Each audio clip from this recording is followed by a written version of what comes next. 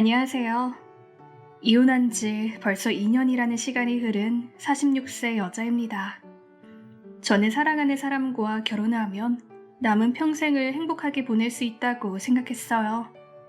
하지만 사랑은 그 모든 걸 해결해주지는 않더라고요. 사랑은 그저 사랑이라는 감정이었지, 결혼이라는 것과 사유라는 현실은 너무나도 거센 폭풍과도 같았죠. 하지만 세상 사람들 모두가 이런 폭풍을 견디며 살아가고 있을 거예요. 저에게는 참 벅차지만요. 사연을 제보하게 된 건 제 이야기를 모두가 들어주시고 제게 용기를 주셨으면 좋겠어서예요. 저는 20대 후반 남편을 만나 짧은 연애를 하고 결혼식을 올리게 되었어요. 조금 무리를 하며 결혼식을 올리게 되었지만 우리는 행복했지요. 그는 표현은 서툴지만 제게 잘해주고 싶어 노력해주는 사람이었어요. 사랑하는 이와 함께 평생을 약속한다는 것만큼 특별한 것이 있을까요? 그렇게 우리는 매일을 행복하게 보냈어요. 하지만 무슨 일인지 아이가 생기지 않았어요. 아직 나이가 많은 것도 아닌데 말이에요. 우리는 간절히 아이를 바랬고 이런저런 시도도 많이 해봤어요. 하지만 우리의 간절함에도 아이는 찾아오지 않았고 시험관 시술을 하기 위해 병원을 찾았습니다. 그때 알게 되었어요. 문제는 제게 있었다는 걸. 다낭성 난소증후군이 심해 불임이라고 했죠. 난임도 아닌 불임이었어요. 마지막으로 남아있었던 희망의 불이 허무하게 꺼져버린 듯한 기분이 들었어요. 그렇게 저의 불임 사실을 시댁에 알렸습니다. 차마 제 입으로는 절대 말할 수가 없어 남편이 대신 이야기하기로 했어요. 여보, 괜찮아. 애 없이 사는 사람이 생각보다 꽤 있는 것 같더라고. 우리도 우리 둘끼리 행복하게 살면 됐지. 저를 위로하는 남편의 말에 눈물이 더 쏟아졌어요. 남편은 집에 도착해 베란다로 나갔어요. 시어머니와 통화를 하기 위해서였죠. 닫힌 창문 너머로 자그마하게 들리는 소리는 결코 좋은 내용은 아니었음을 알 수 있었죠. 시어머니가 역정을 내는 소리가 수화기를 넘어 들려왔으니까요. 그렇게 우리 부부는 아이 없이 우리끼리 행복하게 잘 살자는 다짐을 하게 되었습니다. 얼마 지나지 않아 저는 갈비집을 차리게 되었어요. 결혼 전부터 준비해온 일이었고 제 힘으로 가게를 운영하고 싶은 욕심이 있었어요. 남편은 일 때문에 지방으로 자주 출장을 다니게 되어 우리는 거의 주말 부부였어요. 개업하고 굉장히 바빠져 저는 눈코 뜰 새 없게 되었죠. 남편과 통화도 제대로 못하는 건 물론 문자를 할 시간조차 없었어요. 그러던 어느 날 시어머니가 가게에 방문하셨어요. 어머니, 여긴 웬일이세요? 식사하러 오셨어요? 반갑게 맞이하는 저를 못마땅하다는 듯이 위아래로 훑고는 가게 오픈했대서 한번 와봤다. 너는 어떻게 된 애가 먼저 연락을 한번 안 하니? 먼저 오라고 했어야지. 내가 이렇게 먼저 왔었어야겠니? 여기요, 소주 한 병 주세요. 아, 네, 가요. 어머니 죄송해요. 제가 바빠가지고. 잠시만 앉아 계시면 뭐라도 대접해드릴게요. 저는 다시 바삐 일하기 시작했습니다. 기다리셨죠? 소주 한 병 여기요. 고기 뒤집어 드릴게요. 여기는 젊은 아가씨가 사장인가? 아주 미인이시네. 네? 아, 감사합니다. 고기는 우리가 구울 테니까 가서 쉬어요. 식당 일도 바빠 보이는데. 그래도 구워드릴 수 있어요. 가서 쉬라니까. 얼른 가요. 손님은 제 손에 있던 집게를 가져가 본인이 굽기 시작했어요. 저는 그 덕에 다른 테이블들을 신경 쓸 수 있었죠. 얼마 후 아까 그 손님들이 계산을 하기 위해 다가왔습니다. 계산할게요. 네, 54,000원입니다. 여기 카드요. 그리고 여기 제 명함이요. 그쪽 마음에 들어서 그런데 언제 끝나요? 같이 커피라도 한잔 하는 건 어때요? 아, 제가 유부녀라서요. 죄송합니다. 그래도 좋게 봐주셔서 감사해요. 다음에 또 오세요. 저는 황급히 계산대를 떠나 시어머니에게로 갔어요. 시어머니는 저를 빤히 보며 누군가와 통화를 하고 있었습니다. 아, 바쁘신가 보다. 하고 다시 저는 일을 했고 다시 시어머니를 뵈러 갔을 땐 이미 가고 안 계셨어요. 다음에 오시면 꼭 잘 챙겨드려야겠다고 생각하고 저도 집에 갈 준비를 했죠.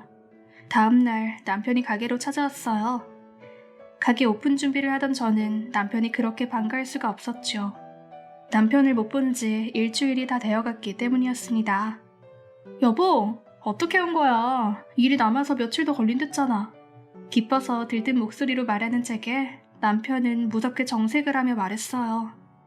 당신 나 없다고 살 팠났나 봐? 어? 처음 들어보는 남편의 무서운 표정과 차가운 목소리에 저는 겁을 먹고 움츠렸어요. 왜 그래? 무슨 소리야? 엄마가 그러더라. 너 고기만 파는 게 아니라 남자들한테 웃음 팔고 얼굴 팔아먹는다고. 그렇게 장사하고 있다고. 남자들한테 둘러싸여서는 아주 살판 났다고. 그게 무슨 소리야? 난 어제 일만 하고 있었는데. 남편은 지방 내려가서 뼈 빠지게 일하는데 당신은 그렇게 남자들한테 정신이 빠져서는 제정신이야 네가? 당신 유부녀야. 정신 차려. 알겠어? 여보, 그게 아니라니까. 난 절대 그런 적이 없어. 그럼 우리 엄마가 거짓말이라도 했다고? 넌 그렇게 시모까지 욕하면서 네 죄를 부정하고 싶어? 아니면 이미 만나는 남자라도 있니? 무슨 남자야. 난 당신밖에 없는 거 알잖아. 나 정말 일만 했어. 갑작스러운 추궁과 의심에 너무나 당황스러웠지만 어서 이 오해를 풀어야 했습니다. 날 못 믿겠으면 오늘 하루 종일 가게에 있어도 좋아. 제 말에 남편은 지켜보겠다며 한 구석에 자리를 잡고는 저를 노려보기 시작했어요. 저는 가게를 열고 손님 받을 준비를 했습니다. 잠시 후 식당에 손님들이 들어오기 시작했어요. 안녕하세요. 이쪽으로 안내드릴게요. 메뉴판 여기요. 여보, 이리 와봐. 잠시만, 나 일. 얼른 오라고. 잠시만요. 죄송합니다. 금방 올게요. 갑자기 급히 저를 부르는 남편에게 다가갔어요. 왜? 무슨 일이야? 지금 나 얼른 가서 주문 받아야 돼. 엄마가 무슨 말 하는지 딱 알겠네. 당신 앞으로 남자 손님 와도 인사하지 마. 웃지도 마. 다른 직원 고용해서 그 직원한테 시켜. 알겠어? 뭐? 알겠어.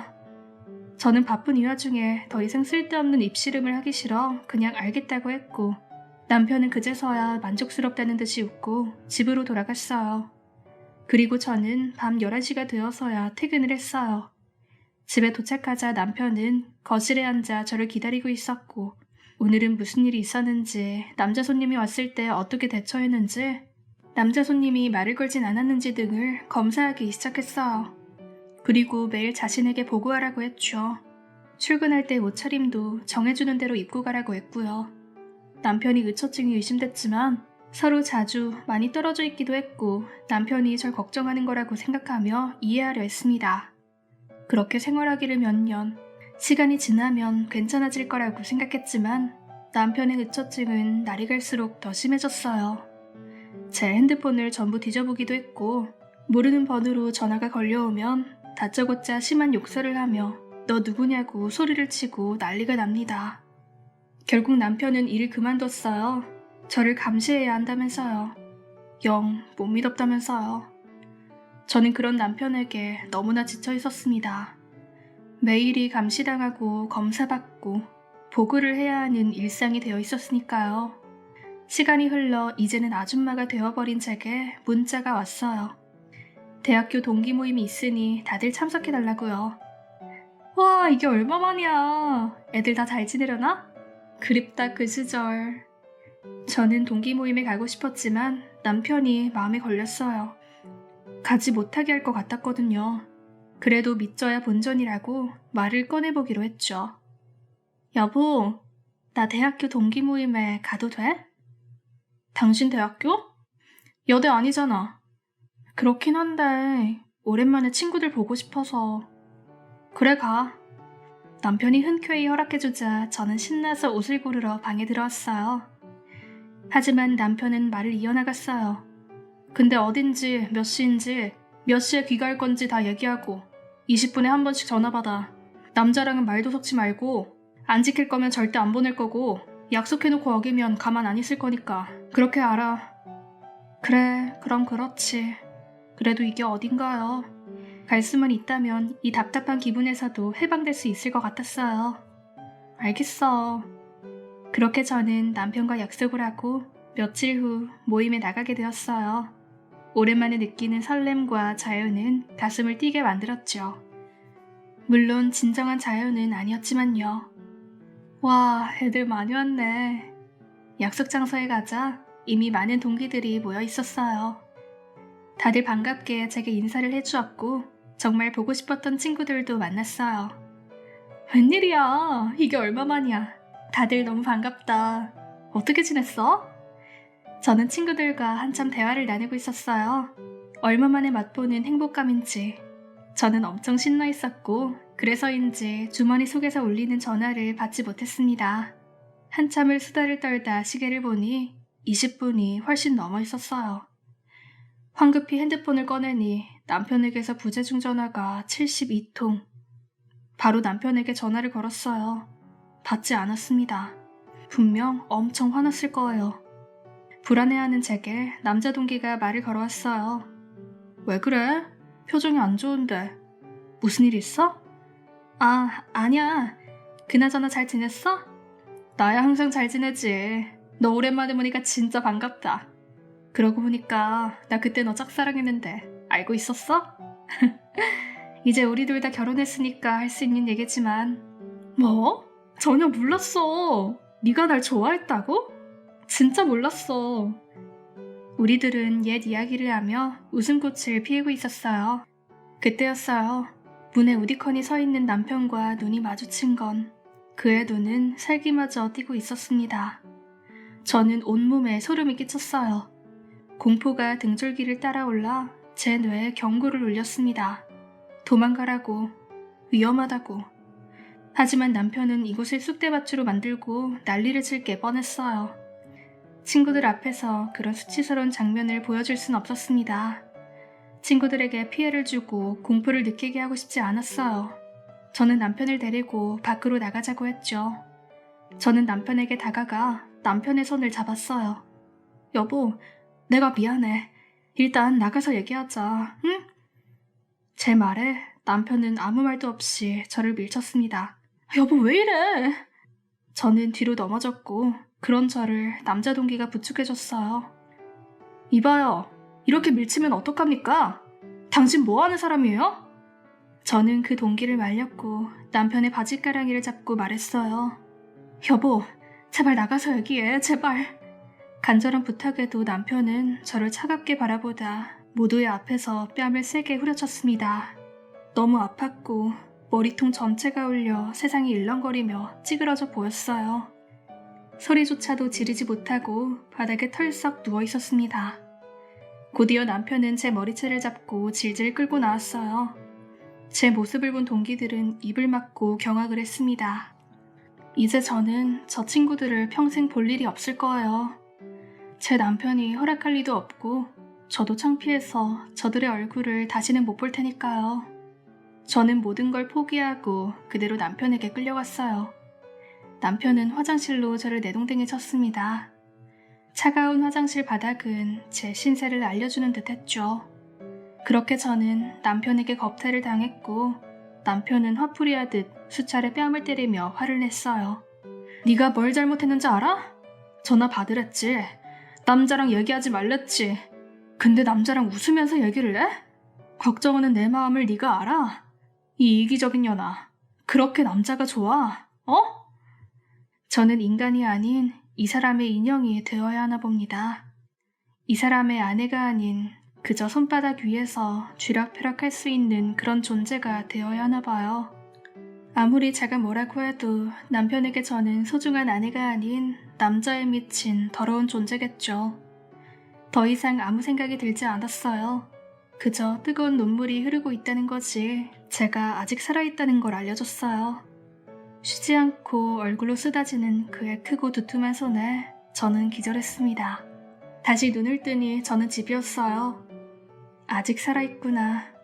이게 가장 먼저 든 생각이었죠.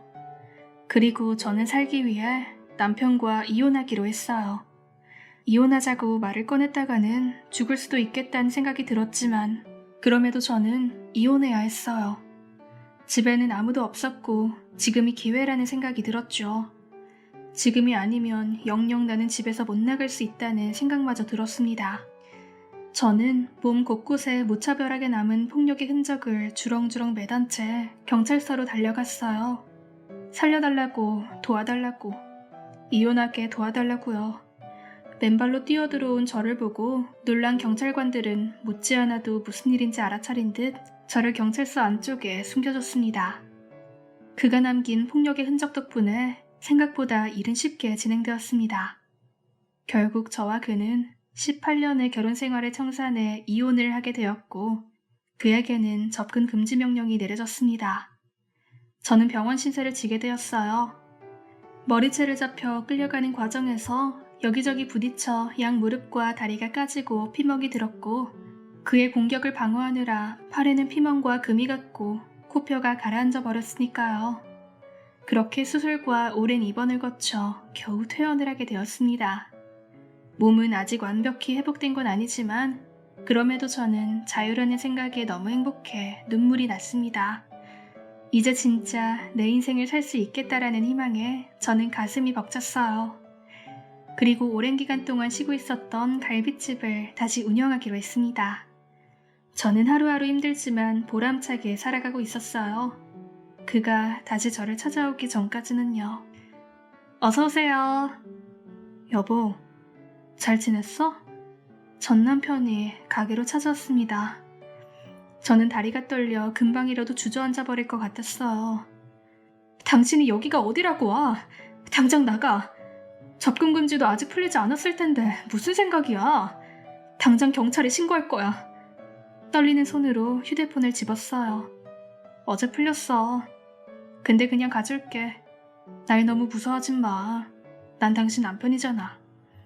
그렇게 저 멀리 사라지는 것을 확인하고 저는 풀썩 주저앉아 한참을 공포에 떨었습니다. 전 남편이 저를 다시 찾아왔던 그날부터 저는 무언가에 감시당하는 느낌과 퇴근길 누군가가 쫓아오는 느낌을 지울 수가 없었어요. 매일이 아슬아슬한 주리를 걷는 듯 했죠. 그렇게 불안에 떨던 어느 날 식당에서 저 멀리 서서 저를 지켜보는 전 남편을 발견했어요. 역시 저를 지켜보고 있었습니다. 그렇게 매일을 반복했어요. 매일 같은 자리에 서서 저를 지켜보고 퇴근할 때가 되면 사라졌어요. 하지만 저는 알고 있었어요. 퇴근을 하는 순간에도 어디선가 전 남편은 저를 바라보고 쫓아오고 있다는 걸요. 집에서 쉬고 있을 때도 누군가가 문을 두드리고 가버리거나 집으로 시키지도 않은 소국들이 한 무더기 배달되기도 했어요. 전 남편은 이미 제가 어디 사는지 알고 있었어요. 바꾼 핸드폰 번호는 어떻게 알아냈는지 하루에 200통이 넘게 전화가 오고 사랑한다, 용서해달라, 바람 피우지 말라는 내용의 문자가 1시간에 한 번씩 오곤 했어요. 저는 더 이상 안전하지 않았어요. 계속되는 스토킹에 미쳐버릴 것 같았죠. 그리고 저는 인터넷을 뒤졌습니다. 알고 보니 접근금지 명령도 연장이 가능하더라고요. 희망의 줄을 다시 잡게 된 기분이었어요. 경찰서로가 접근금지 명령 연장을 신청했고 그렇게 남편의 소나기에서 벗어날 수 있었어요. 더 이상 전화도 문자도 오지 않았고 이상한 게 배달되지도 않았어요. 식당 앞에서 저를 지켜보지도 않았습니다. 그렇게 홀가분한 기분으로 일상을 보내던 때 식당으로 전화가 왔어요. 네, 여보세요. 갈비집입니다. 예, 나다. 아무리 그래도 그렇지. 우리 아들 접근금지 연장을 해? 접근금지 기간 동안 우리 아들이 너한테 피해라도 준 거 있니? 그냥 보고 싶어서 보러 간 거라는데 넌 네 남편이 불쌍하지도 않아? 어쩜 그렇게 독사 같을 수가 있니? 너 그렇게 안 봤는데 아주 독한 년이구나. 나쁜 년. 넌 내가 가만 안 둘 줄 알아. 저와 남편을 이렇게 만들어버린 것도 어찌 보면 다 시어머니의 탓이었는데 이렇게 뻔뻔하게 나올 줄은 몰랐어요. 어처구니가 없는 말들에 대답할 가치가 없어 전화를 끊어버렸습니다. 그날 이후 날이 갈수록 이상하게 손님이 줄었어요. 저희 식당 앞을 지나가며 귓속말을 하거나 손가락질을 하는 등의 행인도 많아졌고요. 손님 유치를 위해 전단지, 할인, 각종 이벤트도 시도해봤지만 돌아오는 건 행인들의 욕설과 텅 빈 식당의 모습이었죠. 아유, 벌이나 받아라. 장사를 그딴 식으로 하면 안 되지. 양심도 없지. 인생 그렇게 살지 마요. 음식 장사를 그렇게 비양심적으로 하면 안 되죠. 이런 데는 빨리 망해버려야 되는데. 이유를 알 수 없는 말들에 저는 시어머니가 한 말이 떠올랐어요. 넌 내가 가만 안 둘 줄 알아. 라고 한 말이요. 그리고 얼마 안가 직원들의 월급을 줄 수 없을 정도가 되었고 저는 결국 가게를 닫게 되었어요. 직원들에게 여태 함께 일해주어 고맙다며 마지막 월급이라고 하자 직원 중 한 명이 말을 꺼냈어요. 저 사실은 왜 이렇게 된지 알 것 같아요. 저도 어제 한 사실인데 그 직원의 말은 충격적이었어요. 어떤 익명의 글쓴이가 맘카페에 저희 갈비집을 모함한 겁니다. 저희 식당을 운운하며 비위생적에다가 불친절하고 손님을 옷차림에 따라 차별하며 심지어는 음식도 전부 재사용한다고요. 본인이 직접 재사용하는 걸 봤다고요. 저는 짐작 가는 부분이 있었어요. 이혼 전 시어머니가 제게 자랑했거든요.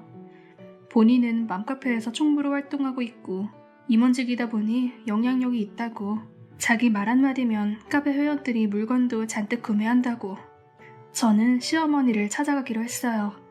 제 인생을 망쳐놓고도 반성은커녕 아직까지 이런 악질짓을 하는 이유도 듣고 싶었죠. 저는 식당 전화로 걸려왔었던 시모의 번호를 찾아내 전화를 걸었어요. 여보세요?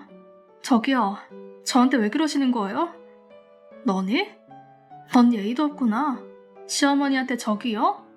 며느리가 이렇게 형편이 없어서야 우리 아들이 때릴만 하네. 당신 더 이상 제 시어머니 아니잖아요. 예의 차릴 필요가 있나요? 만나서 얘기하죠. 식당으로 오세요. 저는 제 할 말만 하고 끊어버렸어요. 제 인생을 망쳐버린 여자가 징후스러워서 견딜 수가 없었죠. 전 모든 것을 녹음하기로 했습니다. 똑같이 망하게 할 순 없어도 적어도 복수는 하고 싶었으니까요.